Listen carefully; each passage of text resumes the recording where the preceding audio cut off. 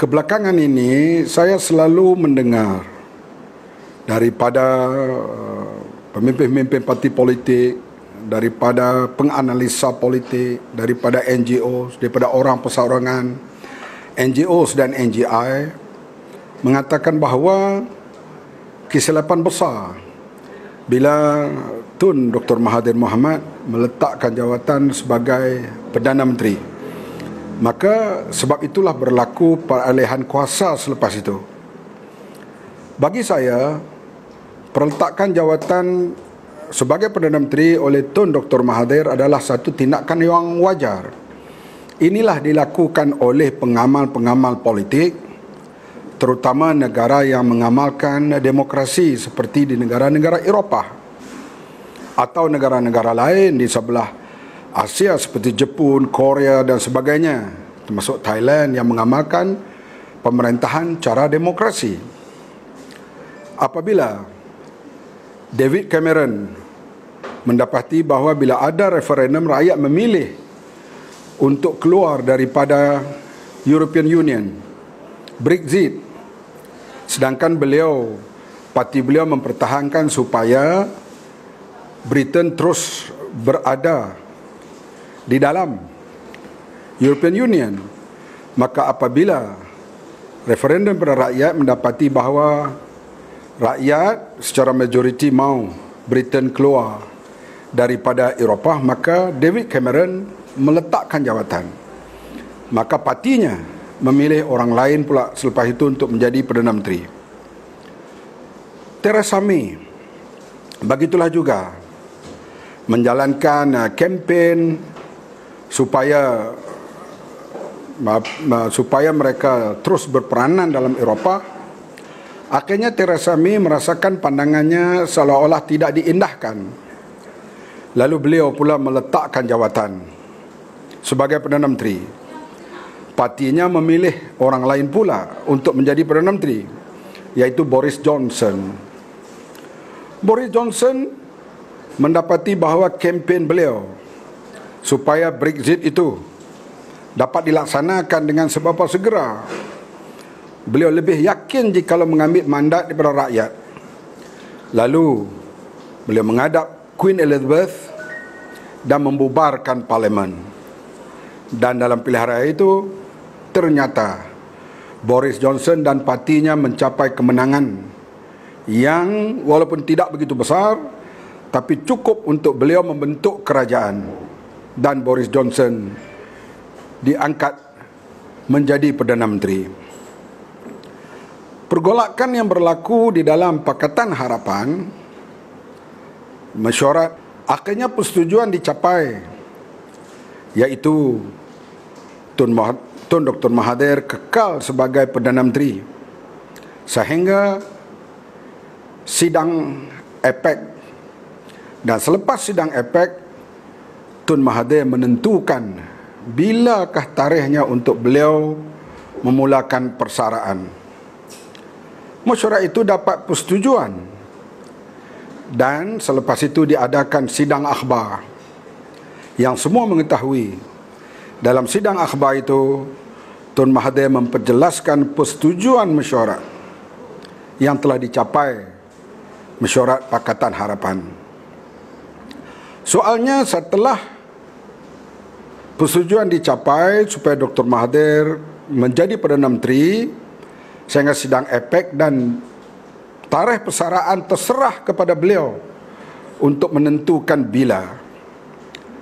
Tetapi beberapa orang anggota ahli-ahli parlimen daripada Keadilan dan Bersatu mengambil sikap meninggalkan Pakatan Harapan, ataupun lebih mudah dikenali sebagai Gerakan Sheraton, dan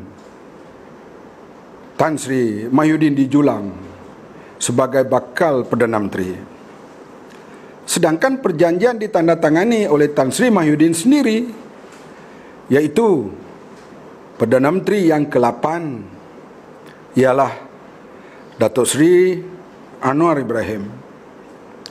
Apabila Tun Dr. Mahathir merasakan bahawa partinya telah meninggalkannya, terutama Presiden dan anggota kanan yang lain, beliau mengambil sikap seperti diambil oleh Perdana Menteri yang lain, pemimpin demokrasi yang lain, meletakkan jawatan sebagai Perdana Menteri. Dan Pakatan Harapan pula membuat mesyuarat tergempar dengan segera mencalonkan Datuk Seri Anwar Ibrahim sebagai bakal mengganti Tun Dr. Mahathir Mohamad. Ini selaras dengan perjanjian yang ditandatangani oleh pemimpin utama Pakatan Harapan, iaitu Tan Sri Mahyudin Yassin mewakili Bersatu, saya mewakili Amanah, Wan Azizah mewakili Keadilan, dan Tan Kok Wai mewakili DAP. Tetapi apa yang berlaku, sebahagian ahli-ahli parlimen Keadilan dan Bersatu meninggalkan Pakatan Harapan dan mereka berada bersama dengan gerakan Sheraton untuk mencalonkan Mahyudin Yassin sebagai Perdana Menteri. Maka undi yang dicapai oleh Datuk Seri Anwar Ibrahim tidak mencukupi. Terpaksa lalui pusingan kedua. Dalam pusingan kedua, Pakatan Harapan menyokong semula Tun Dr. Mahathir Mohamad sebagai Perdana Menteri. Tetapi ketika nak menghantar nama-nama ahli parlimen yang menyokong Tun Dr. Mahathir adalah perkara-perkara yang tergendala yang telah kita ceritakan sebelum ini. Oleh itu langkah Dr. Mahathir meletakkan jawatan apabila partinya sendiri menolak beliau, itu selangkah demokrasi. Yang paling tidak betul di sini ialah bila Perdana Menteri Tun Dr. Mahathir meletakkan jawatan, sepatutnya Pakatan Harapanlah yang memerintah waktu itu menentukan siapa bakal pengganti. Bukan mereka yang lari daripada Bersatu dan lari daripada Keadilan. Mereka ini bersama dengan Muafakat Nasional dan lain-lain menamakan Perdana Menteri yang lain. Ini rampasan kuasa yang berlaku. Kalau di negara lain kita tidak tahu apa yang akan berlaku. Tapi di Malaysia rakyat memilih jalan undang-undang, perlembagaan dan tidak berlaku sebarang huru-hara. Terima kasih kepada rakyat Malaysia. Walaupun rampasan kuasa berlaku, tetapi rakyat tetap tenang dan terusnya mengikuti perkembangan politik seterusnya.